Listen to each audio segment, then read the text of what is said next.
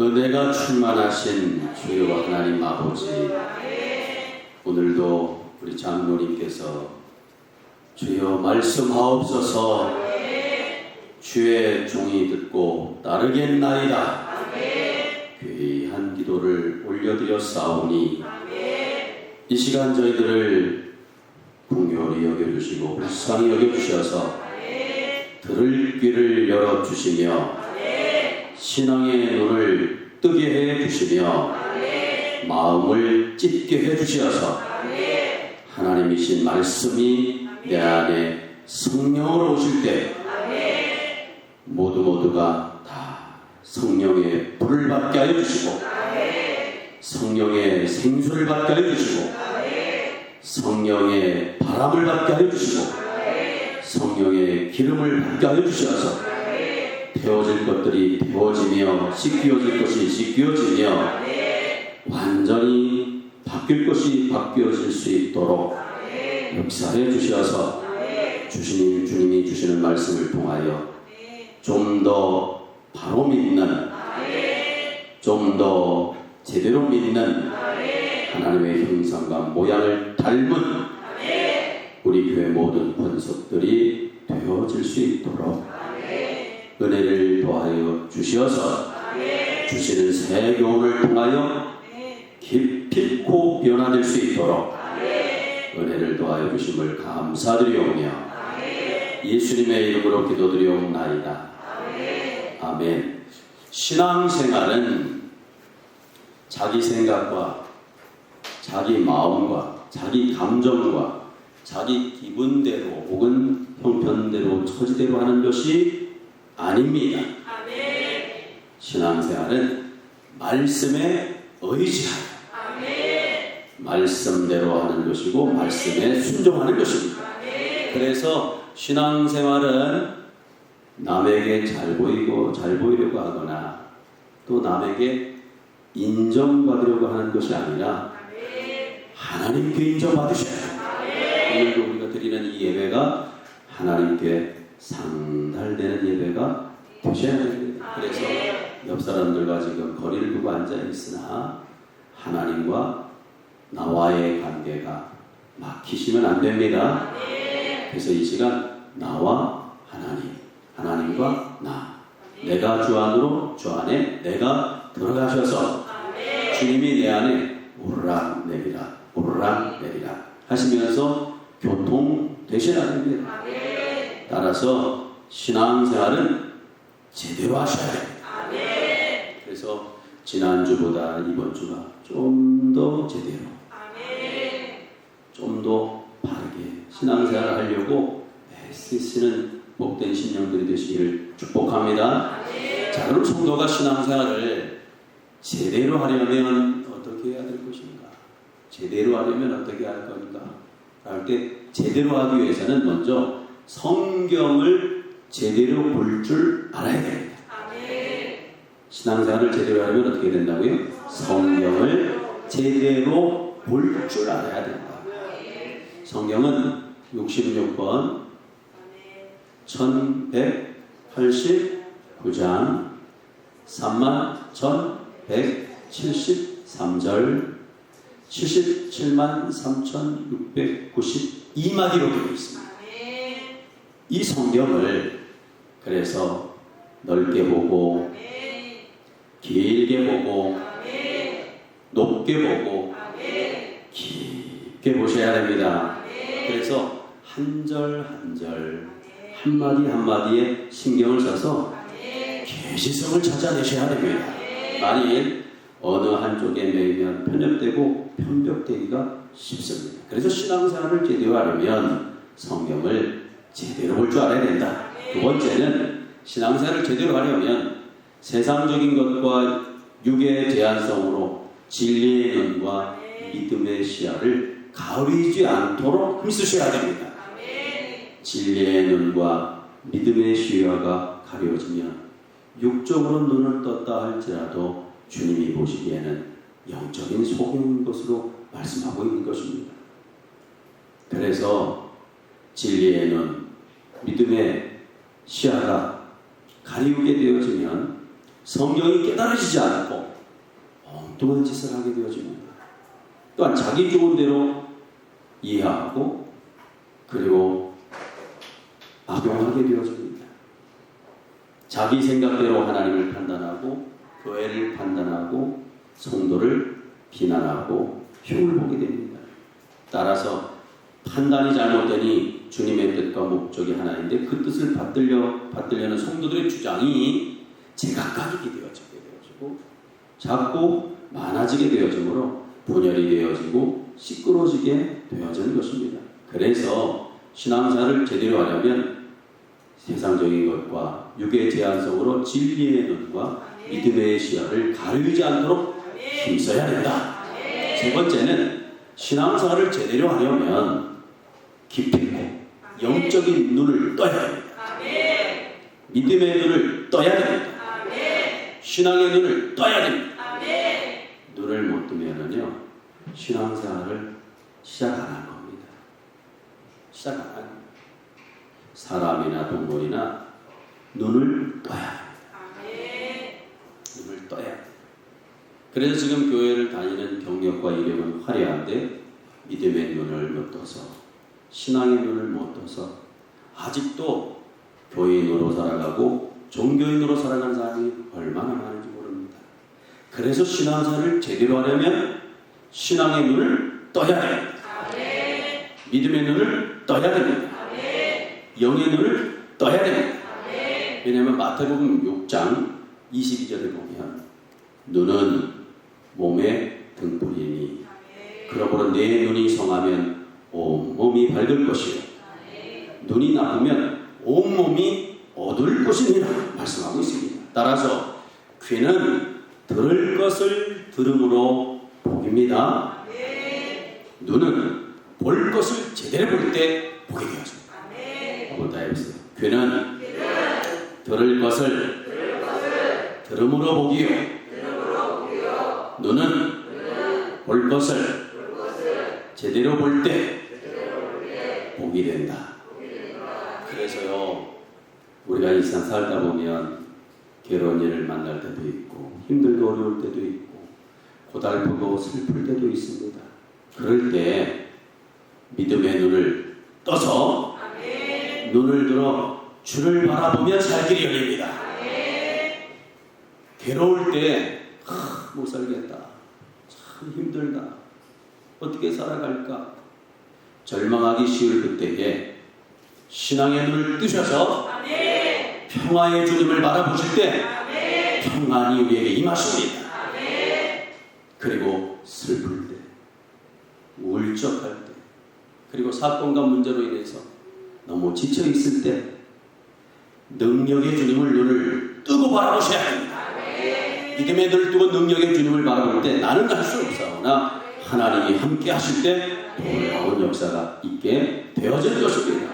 그러므로 우리는 언제나 믿음의 눈을 뜨고 신앙의 눈을 뜨고 영적인 눈을 뜨고 눈을 들어 주님만 바라보시 주님의 얼굴을 바라보시 그게 신입니다. 그래서 하나님의 백성들은 눈을 감으면 멀미를 하게 됩니다. 눈을 감고 세상을 바라보면 갈팡질팡하게 되었습니다.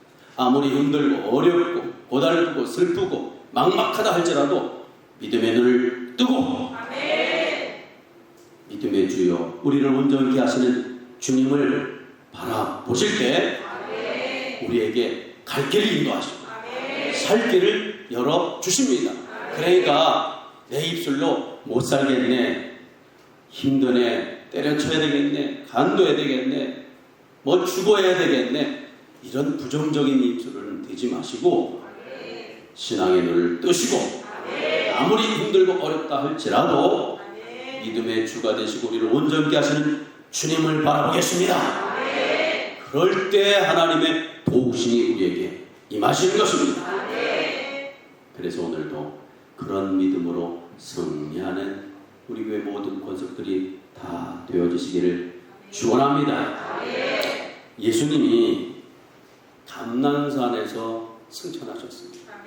그래서 성지순례를 가시면 꼭 성지순례 코스 중에 하나 빠지지 않는 곳이 감람산의 예수님 승천교회입니다. 예수님 승천교회. 그래서 예수님이 감람산에서 승천하셨어요. 그때 승천하시는 주님을 정신을 잃고 넋을 잃고 바라보고 있는 제자들에게 흰옷 입은 두 천사가 야 갈릴리 사람들아 어찌하여 하늘을 쳐다보느냐.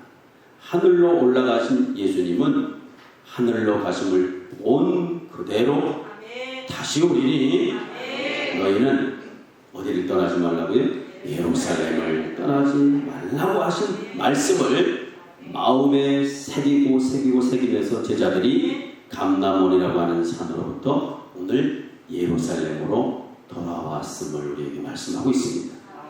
예수님의 승천을 쳐다보다가 흰옷 입은 두 천사로부터 이 예수는 하늘로 가심을 본 그대로 오시리라고 하는 재림의 언약을 다시 확인받은 제자들은 사실은 재림의 주님께서 계셔서 샘을 얻었습니다. 용기를 얻었습니다. 그런데 그 주님께서 서서히 하늘로 승천하시면서 이제 다시는 육안으로는 다시는 주님을 만날 수 없다고 하는 이런 생각이 들어왔을 때 사실 안타까움이 이루 말할 수 없습니다. 그리고 허전하기 이를 데 없습니다. 우리가 장례를 치르고 나면 부모님을 먼저 하늘나라로 보낸다든지 때로는 친구를 하늘나라로 보낸다든지 사랑하는 사람을 하늘나라로 보내고 돌아올 때 그때 그 심정이에요. 그럼 제자들이 지금 그때 그 심정으로 예수님이 하늘나라로 승천하신 것은 참 귀하시고 참 마음에 감동이 돼. 다시는 주님을 볼 수 없고 만날 수 없다고 그러니까 그 허전함 때문에 참으로 마음이 안타까웠어요. 부활의 주님을 만나기 전이었다면 아마 절망하고 낙심해서 아마 제각길로 잘 흩어졌을 거예요. 그런데 부활의 주님을 만났고 또 흰옷 입은 두 천사가 예수님은 하늘로 가심을 본 그대로 다시 오시리라고 하시는 소망의 말씀을 주셨기 때문에 허전은 하지만 제각길로 가지 않고 예루살렘을 떠나지 말라고 말씀하신 주님의 분부에 순종함으로 마가의 다락방에 다 모여들었던 것입니다. 우리들도 다락방으로 모이셔야 돼요. 우리들도 예루살렘으로 모이셔야 돼요. 하나님의 백성은 예루살렘으로 모이는 것이 살 길이다. 아멘. 사실 그런데 제자들이 예루살렘으로 돌아오면 언제 잡혀 죽을지 모르는 아주 불안한 시국입니다. 왜냐하면 유대인들이 예수 믿는 사람들을 잡아 죽이려고 혈안이 되어 있었거든요. 그래서 사실 믿음이 없다면 예루살렘으로부터 멀리 떨어지는 것이 안전한 겁니다.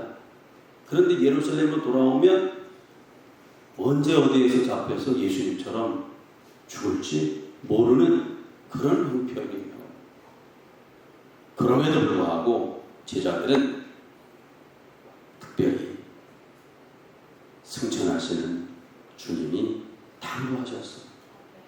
예루살렘을 떠나지 마라. 예루살렘을 떠나지 마라.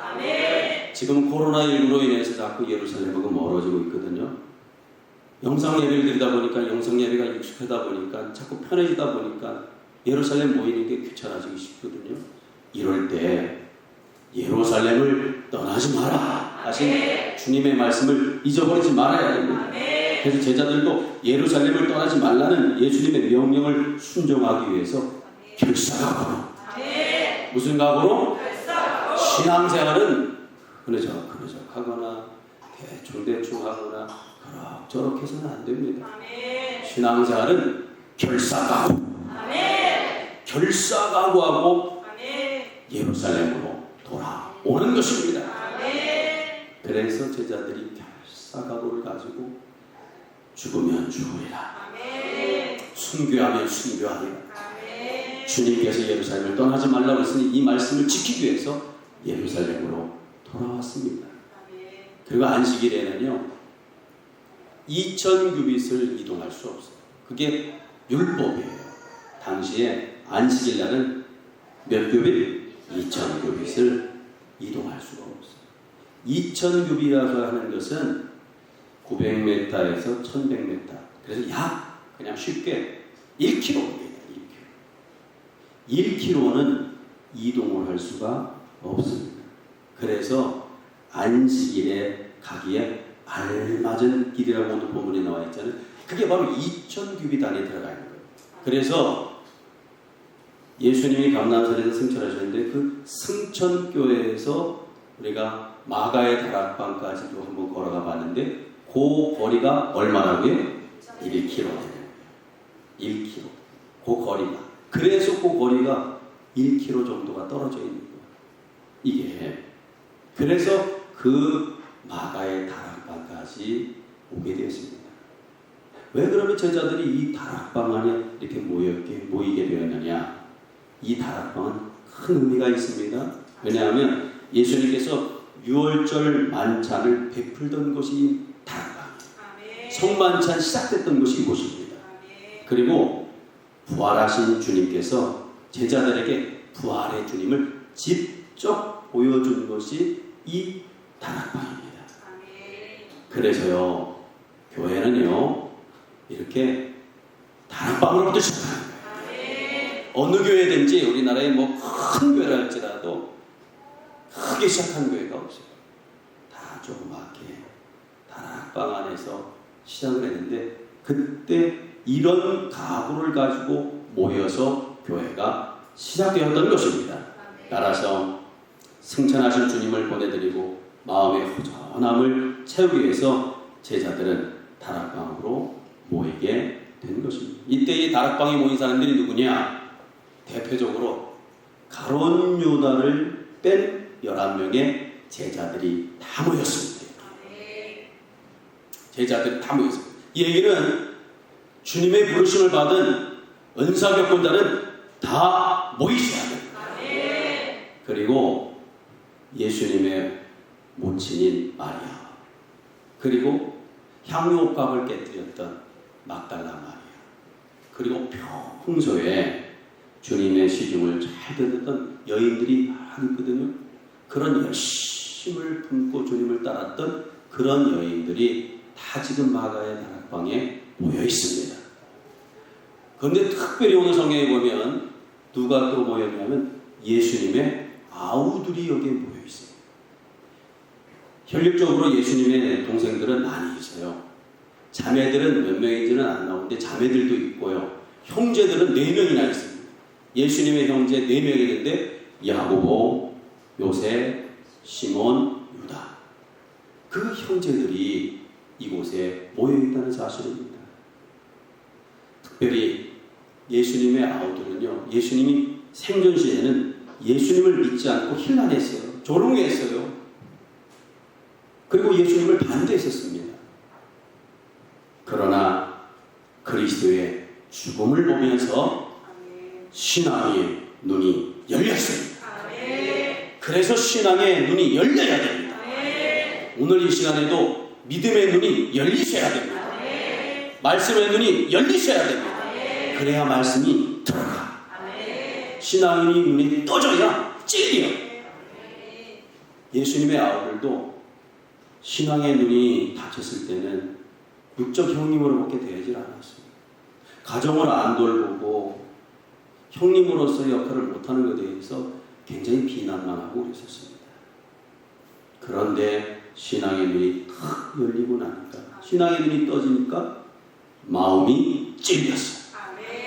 그리고 회심하게 되었습니다. 그러므로 부활 후에 예수님의 아주 귀한 제자들이 되었다는 사실입니다. 그래서 예수님의 아우들까지 해서 이곳에 모이게 되어진 것을 보게 되었습니다. 그럼 이들이 다 예루살렘에 모인 이유가 뭐겠느냐? 예루살렘에 모이는 이유가 뭐겠느냐? 라고 할 때 아주 중요합니다. 다시 오실 주님을 영접하기 위해서. 다시 오실 주님을 영접하기 위해서. 왜 예루살렘에 모였다고요? 다시 오실 주님을 영접하기 위해서. 그리고 중요한 것은 다시 오실 주님을 영접하기 위해서 기도하는 운동을 하기 위해서 그렇습니다. 무슨 운동하기 위해서? 기도하는 운동을 하기 위해서. 그러므로 우리들도 다시 오실 주님을 영접하기 위해서 기도하는 운동에 힘쓰셔야 된다는 거예요. 하나님의 백성들은 기도하는 데 힘쓰셔야 되는 거예요. 이게요. 그러므로 성도는 무엇보다 제일 먼저 기도에 힘쓰셔야 합니다. 한번 따라해보세요. 성도는 무엇보다도 기도에 힘써야 된다. 신앙의 눈이 떠진 사람은 오늘 이 말씀을 들으면서 찔릴까요? 안 찔릴까요? 찔려. 아, 내가 기도에 힘써야 되는데 기도를 소홀히 했구나.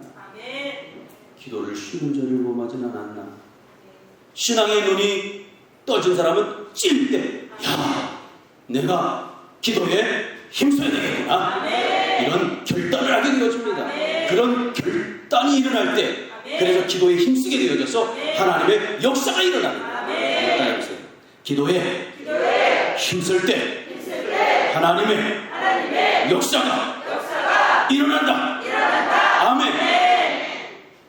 미안하지만 신앙생활하면서 하나님의 역사를 경험하지 않으면 하다가 흐지부지해집니다. 재미가 없습니다. 조그만 문제와 사건을 만나면 주저앉아버리고 맙니다.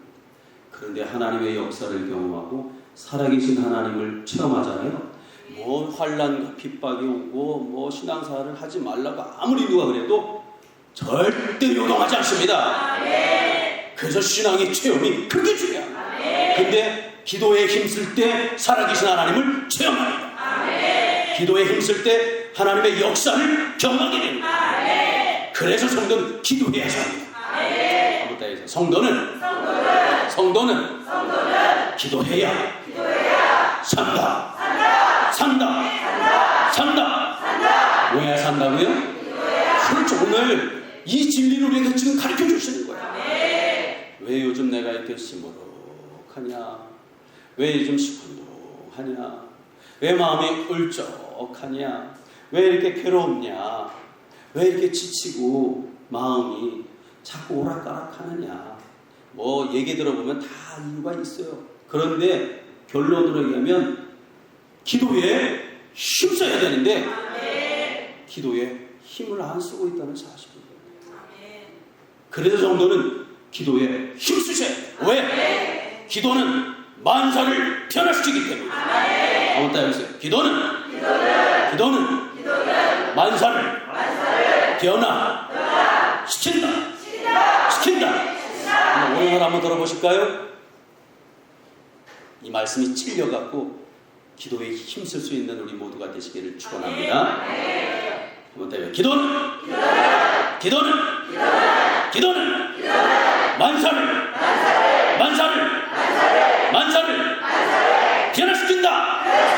변화시킨다. 아멘. 제가 3번씩 했죠? 괜히 3번 한 게 아니에요. 숫자 중에 3번은 하늘나라 수입니다. 하늘나라 수. 4는 땅의 수예요. 땅의 수. 4는 땅의 수고 3은 하늘의 수예요. 그래서 3 더하기 4는 7이죠. 럭키 7. 그래서 완전수가 또 되는 거예요. 3 곱하기 4는 12가 되죠. 그래서 12가 하늘의 수가 되는 거예요. 10도 하늘의 수가 되는 거예요. 그래서요, 이렇게 하늘의 수가 모이면 12 곱하기 12가 되어지면 144가 되는 거예요. 144 곱하기 1000이 또 하늘의 숫자예요. 그러면 이게 14만 4천이 되는 거예요. 그래서 이단들은 나중에 구원 얻는 수가 몇 명이라고요?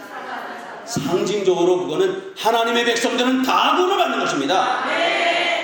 그래서요, 제가 뭐를 얘기할 때 3을 좋아해요. 3. 그래서 조금 더 기도는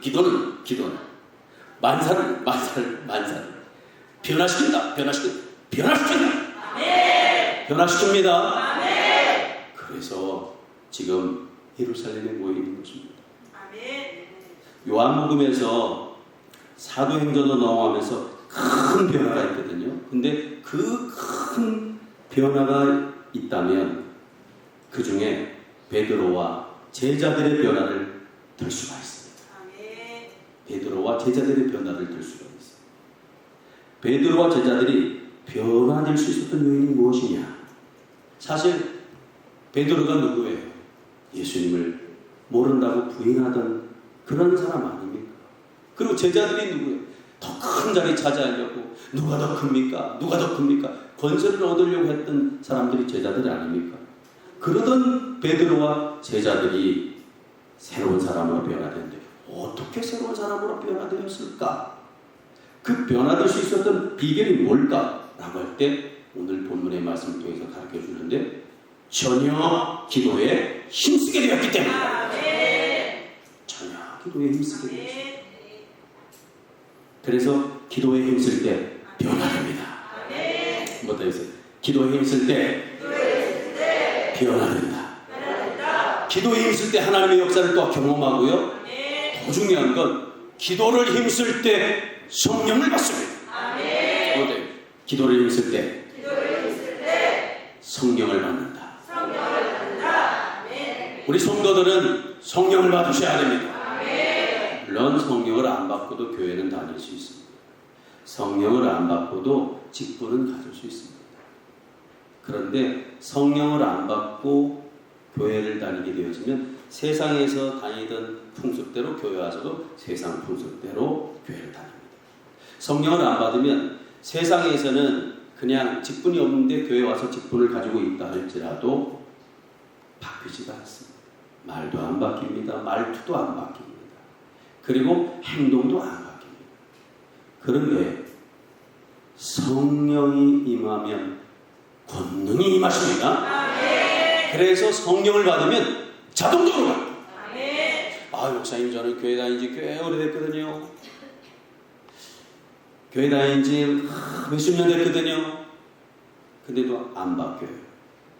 왜 안 바뀌느냐? 성령이 오기 때문이었습니다. 성령을 받아야 바뀌어요. 성령을 안 받을 때는 다 자기 중심이야. 자기 자랑이야. 근데 성령을 받으면 자기가 없어집니다. 자기를 부인해. 하나님의 영광을 위해서 얘기합니다. 성령을 받기 전에는 받는 걸 좋아해서 받는 걸. 근데 성령을 받으면 주는 걸 좋아하게 돼요. 성령을 받기 전에 누가 좀 알아줬으면 좋겠어 나를. 근데 성령을 받으면 자기를 부인하고 누가 칭찬해주면 아니라고 손사래를 칩니다. 그러니까 성령을 받으면 이게 자동으로 바뀌어요. 근데 성령은 아무나 받는 게 아니에요. 내가 받고 싶다고 받는 게 아니에요.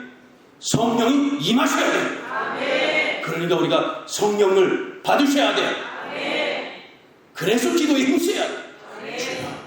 오늘도 우리를 불쌍히 여겨주셔서 성령을 부어주셔서 기도의 제목의 첫 번째가 미안하지만 종교를 믿는 사람들 있잖아요. 세상 종교를 믿는 사람. 가서 뭘 빌어? 우리 자녀 잘 되게 해주세요. 행복하게 해주세요. 건강하게 해주세요. 사업이 잘 되게 해주세요. 세상 것을 구하. 그런 사람이 교회를 나왔어요. 기도 뭐하고 무슨 기도해요? 똑같아요. 구하는 게. 절간에서 구하던 그 모습이 교회 와서도 똑같이. 그러니까 성령을 안 받으면 일이 해결이 안 되어지면 절망하고 낙심하고 괴로워요. 그런데 절간에서 구하지 않는 기도가 있어요. 절간에서 성령을 주옵소서. 절대 그런 기도를 드려본 적이 없어요. 성령을 부어주셔서 이건 교회에서만이 할 수 있는 기도입니다. 그래서 우리는 성령을 부어주셔서 그래서 성령 받으셔야 해요. 성령 받으면 권능이 임하고 권능이 임하면 나를 바꿀 수 있고 내가 새로워지고 내가 달라짐으로 인해서 아무리 환경과 조건이 어렵다 할지라도 절대 흔들리지 않습니다. 그래서 세상을 이기게 되어집니다. 감당하게 되어집니다. 평안하게 되어지는 것입니다. 그래서 기도를 힘쓸 때 성령을 받게 되어집니다. 그래서 우리 교회 모든 권석들 어린아이로부터 연세가 많으신 분들까지 기도에 힘쓰시기를 축원합니다. 아멘. 자, 그렇다면 어떻게 기도를 해야 될 것인가? 어떻게 기도를 해야 될 것인가? 라고 할 때 첫 번째, 더불어 하셔야 돼요. 아멘. 어떻게 하셔야 된다고요? 더불어 함께 하셔야 됩니다. 함께. 목사님 혼자 골방에서 기도하는 것보다는 장로님들과 함께, 아멘. 또 권사님들과 함께, 아멘. 온 성도들이 함께, 아멘. 함께 기도하셔야 돼요. 아멘. 요즘 코로나 때문에 말씀을 제대로 못했고 예배가 많이 아직 정상화가 안 됐다 보니까 많은 성도들이 한숨 쉬는 성도도 있고 괴로워하는 성도들도 있고 갈팡질팡하는 성도들이 있어. 그럴 때 살 길은 기도에 힘쓸 길이 살 길이거든요. 그런데 넘어지고 쓰러진 사람들이 혼자 일어나기가 얼마나 어려운 줄입니다. 이럴 때 은혜 충만한 사람, 성령 충만한 사람들이 더불어 함께 기도하셔야 됩니다. 이게 아주 귀한 겁니다.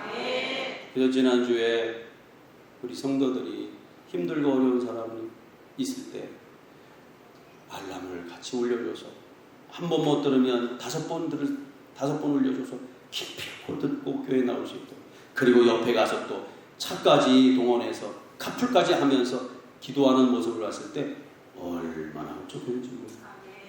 기도는 더불어 하는 거예요. 쓰러져 있는 사람, 넘어져 있는 사람들 전화해서 다시 한번 기도합시다.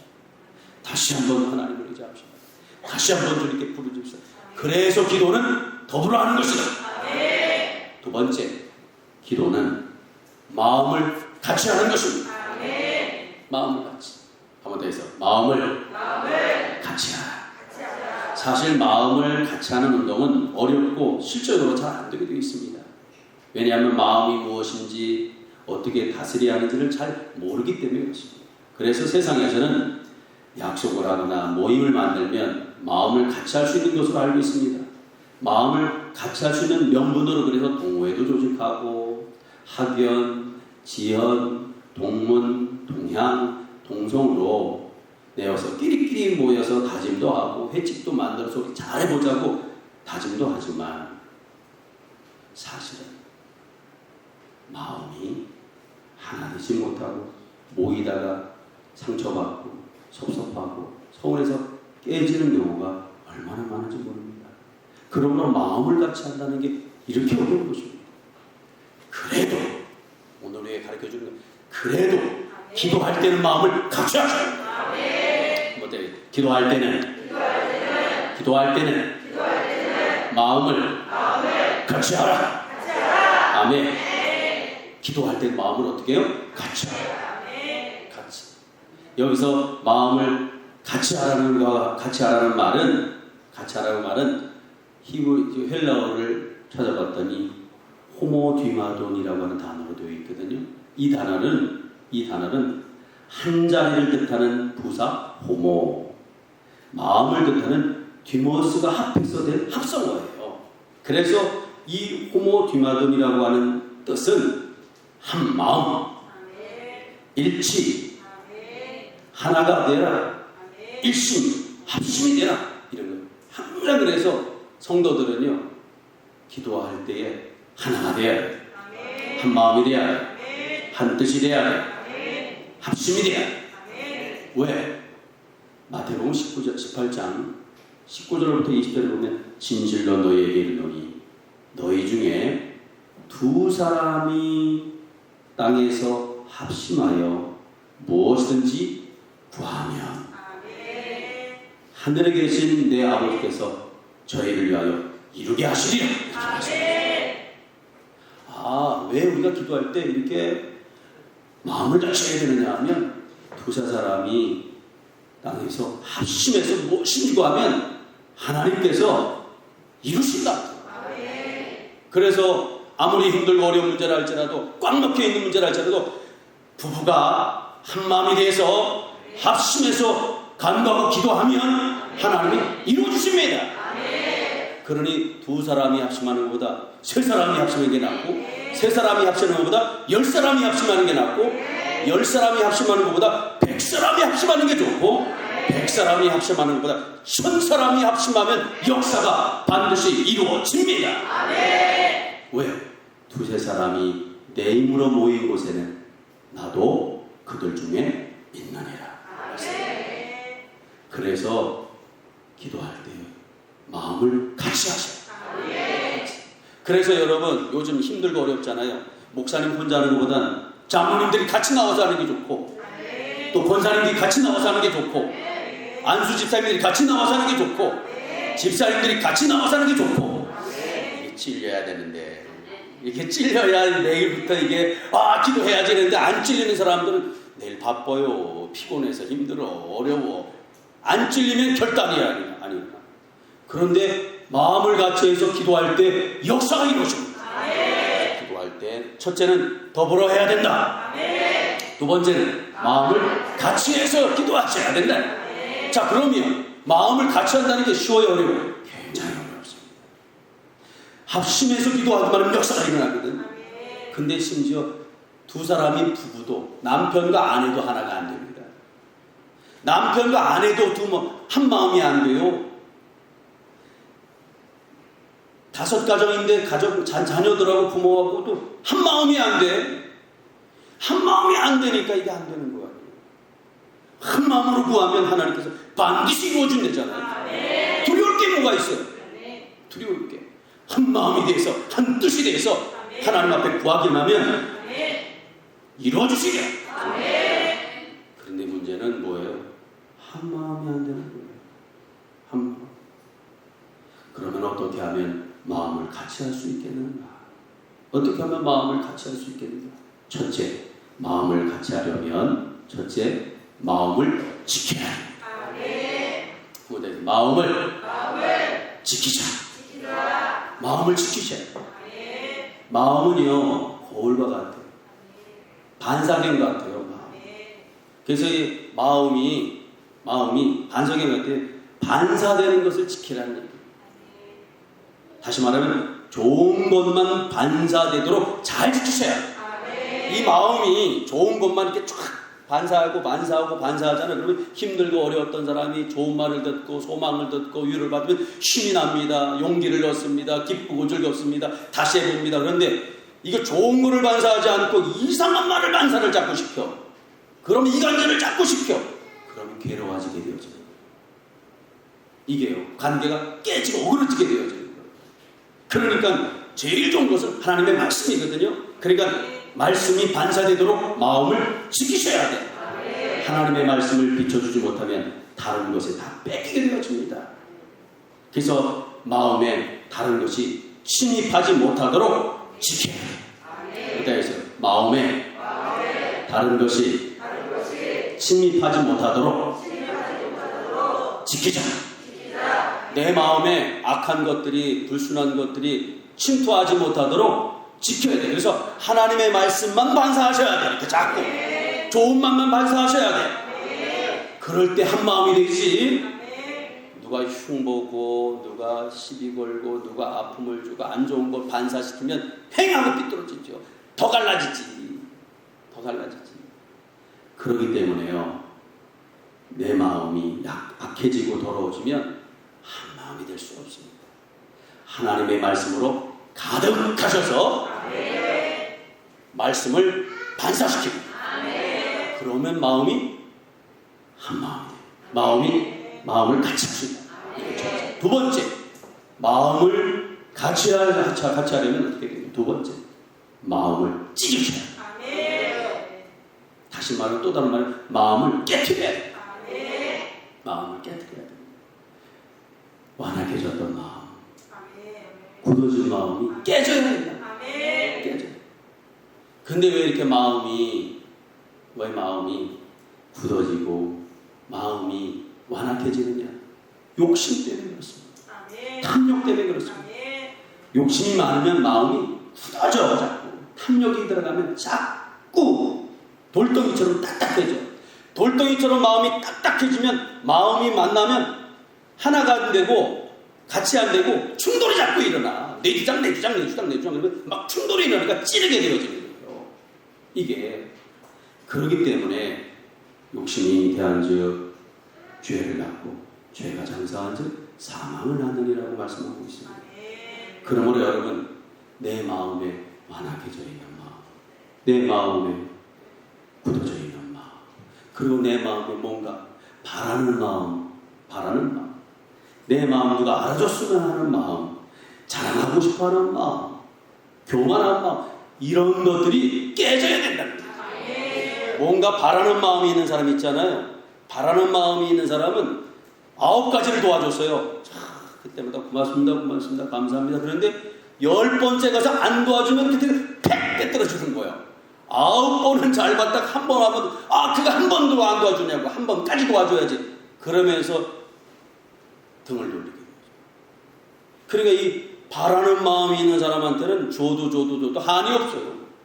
이런 마음을 깨트리셔야 된다. 이런 마음을 찢어버리셔야 돼. 찢어야 돼. 그런데 이게 굳어져 있으면 찢기가 어려워. 아주 딱딱하게 돌덩이처럼 굳어 있으면 깨트리기가 어려워. 그러니까 이게 안 깨지니까 하나가 안 되는 거예요. 오늘 여러분, 진리의 말씀으로 깨트리세요. 진리의 말씀으로 찢으세요. 그래서 오늘도 이 시간 마음을 찢고, 완악한 마음을 찢고, 굳어진 마음을 찢고, 말씀을 들어야 은혜가 됩니다. 근데 완악한 마음, 닫혀진 마음 꽉 이러고 닫고 앉아있으면 하나도 아멘이 안 돼요. 하나도 은혜가 안 돼요. 이 시간 설교는 은혜로 들으셔야 돼요. 은혜가 들을 때 역사가 있어요. 세 번째는요, 어떻게 하면 마음을 같이 할 수 있느냐를 할 때 세 번째는 마음에 진리의 띠를 동이셔. 나는 허리띠를 동이셔. 마음에, 한번 더 마음에 허리띠를 동이라. 허리띠를 동이셔야 돼. 진리의 띠를 동이셔야 돼. 말씀의 띠를 동이셔야 돼. 무장하셔야 돼. 담대하셔야 된다. 역도 선수들이요, 무거운 역도를 들 때 제일 먼저 하는 일이 있어. 뭐예요? 혁띠, 이거만한 혁띠 있죠? 가늘한 혁띠 말고, 가늘한 혁띠는 끊어져. 두꺼운 혁띠 있잖아요. 두꺼운 혁띠를 여기다가 꽉 조인단 말이에요. 꽉 있는 힘을 다해 꽉 조여요. 그리고 무거운 거를 확 들어올 때 여기서 뭐가 나와? 힘이 솟아오르고. 진리의 띠로 허리를 동여야 힘이 솟아올라. 절제하게 됩니다. 이기게 되어져서 세상에 여러 가지 많은 요소들이 얼마나 많아, 우리가 흔들어 놓는 유혹하는 말들이 얼마나 많습니까? 그럴 때 진리의 띠로 허리를 동여야 누가 뭐래, 에이 그런 거 아니야, 그런 소리 하지 마라, 그러면서 바른 말을 해줄 때에 하나가 되어지는 것입니다. 그래서 기도할 때, 마음을 같이 할 때 하나님이 그 기도를 들으시고 역사하시는 겁니다. 역사하시는 겁니다. 오늘도 이런 놀라운 역사 있기를 주의 이름으로 축원합니다. 세 번째, 어떻게 기도를 해야 되느냐라고 할 때 세 번째, 오로지 기도에 힘써야 돼. 오로지 힘쓰라는 얘기예요. 기도에. 지난번 성경에는 어떻게 되냐면 전혀 기도에 힘쓰더라. 그러니까 오로지 전혀, 이렇게 번역을 지난번 전혀라고 했는데 이번엔 오로지라고 했어요. 그래서 왜 지난번 성경에는 전혀인데 이번 성경에는 왜 오로지야? 원문을 찾아봤어요. 원문, 헬라어 원문을 봤더니 원문이 더 정확하니까 어렵지만 제가 한번 들려줄게요. 에산 프로스 카르테 룬테스 이렇게 되어 있어요. 이게 원문이야. 오로지든 전혀든 우리말은 다르게 번역했는데 이게 원문이에요. 이게 무슨 뜻이냐면 굳게 계속하다. 다시 말하면 오로지 기도에 힘쓰니라 라고 할 때 이 말이 뭐라고요? 굳게 계속해라 이 얘기예요. 오로지 기도에 힘쓰라 이 얘기를 다시 말하면 굳게 계속해라 이 얘기입니다. 또 다른 말로 하면 부지런히 인내하며 견디라 이런 뜻입니다. 부지런히 게으르시면 안 된다 이게. 기도에 오로지 기도에 힘쓴다 할 때 게으른 사람은 기도 못합니다. 부지런하여 인내하며 어떻게? 견디는 거야. 세 번째, 꾸준히 집중하라. 어떻게 한다고요? 했다가 말다가 안 된다니. 어떻게 해야 된다고요? 꾸준히 중단하지 말고 꾸준히 마지막으로 주님의 약속을 신뢰함으로 요동치 않으며 두려움과 고난을 인내 속에서 이겨내고 응답이 올 때까지 기도에 전념하는. 어때? 응답이 올 때까지 기도에 전념하자. 그게 바로 오로지 기도에 힘쓰는 것입니다. 여러분, 그래서 기도를 어떻게 해야 되느냐? 어떻게 해야 된다고요? 더불어 해야 됩니다. 두 번째는 마음을 같이 해야 됩니다. 세 번째는 오로지 기도에 힘써야 됩니다. 그래서 오로지 기도에 힘쓰면 어떻게 됩니까? 신령하게 됩니다. 중언부언하지 않습니다. 하나님의 사람이 됩니다. 성령 충만한 사람이 됩니다. 권능이 충만한 사람이 되어집니다. 이 세상을 위해서 기도하지 않고 재림하실 주 예수 그리스도와 결혼하여 영원히 살 천국을 위해서 먼저 그의 나라와 의를 구하는 자가 되시는 것입니다. 그러므로 오늘도 우리 성도들이 이런 믿음과 신앙을 잘 가지셔서 하나님의 선하신 뜻을 이루어 가시기를 주님의 이름으로 축원합니다. 초기에도 말씀드렸듯이, 서두에도 말씀드렸듯이, 예루살렘은 예수님을 잡아 죽이는 무리들이 예수 믿는 자들을 박멸하려고 성도들을 다 잡아 죽이려고 하는 살벌한 곳이었어요. 그러므로 제자들이 생명을 내어놓고 힘써 기도하지 않을 수가 없었습니다. 이런 결사적인 기도를 시키려고 예루살렘을 떠나지 말고 기도에 힘쓰라고 우리에게 말씀해 주셨습니다. 그러므로 여러분, 기도에 힘쓸 때 마귀를 이깁니다. 기도에 힘쓸 때 시험에 드는 것을 이겨낼 수 있습니다. 오늘도 기도에 힘쓰는 성도들이 다 되셔서 성령을 꼭 받으세요. 성령을 받아야 변화되어집니다. 자유하고 기쁘고 즐겁게 되어집니다. 아무리 사회가 코로나 때문에 힘들고 어려도 성령이 임하시면 어렵지 않습니다. 감사하면서 하나님 앞에 영광 돌리게 되어지므로 오늘도 이런 복된 성도들이 다 되어주시기를 주님의 이름으로 축원합니다. 자비로우신 주여 하나님 아버지, 오늘도 저희들에게 귀한 교훈의 말씀을 주시니 감사합니다. 더불어 마음을 같이하여 오로지 기도에 힘쓰겠습니다. 이 마음이 지속되어질 수 있도록 은혜 베풀어 주심을 감사드리오며 예수님의 이름으로 기도드리옵나이다. 아멘.